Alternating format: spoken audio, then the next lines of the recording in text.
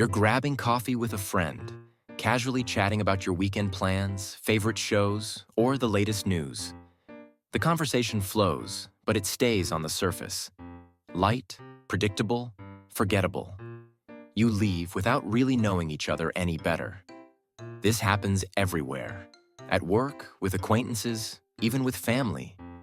The initial connection is there, but how do we go beyond small talk and make conversations more meaningful?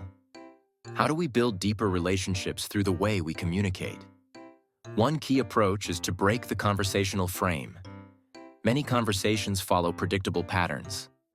Someone says, "It's so cold today," and the usual response is, "Yeah, it is." This keeps the exchange flat. Instead, breaking the frame means stepping outside of these expected responses. For example, if a coworker says, "Mondays are the worst," instead of just nodding along, you could say, "Yeah, if you could change the work week, what would your ideal schedule be?" This keeps the conversation open and gets them thinking beyond the usual complaint. Outside of work, this works too.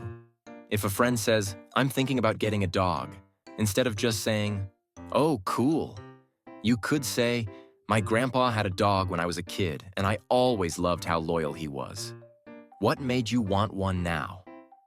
A small tweak, but it turns the conversation from a simple reaction into something more personal and engaging. Another method is to embrace small conflicts, not in a confrontational way, but as a way to make discussions more dynamic. For instance, if someone says, "I think social media is ruining our attention span," instead of simply agreeing, you might say, "I get why people say that, but don't you think it also helps us stay connected in ways we couldn't before?" Now there's room for an actual conversation, not just an echo chamber.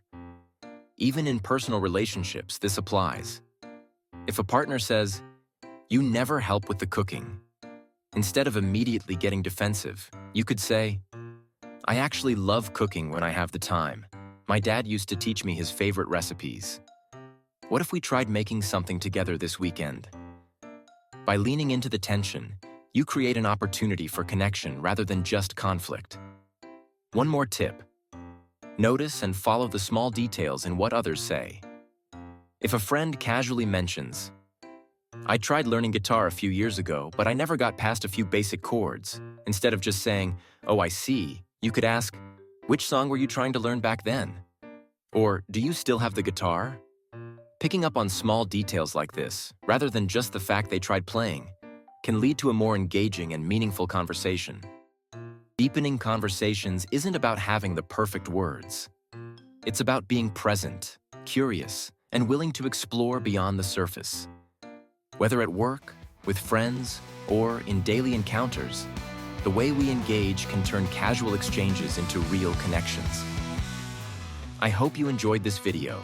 This is Mind Tactician. See you next time. Mind Tactician.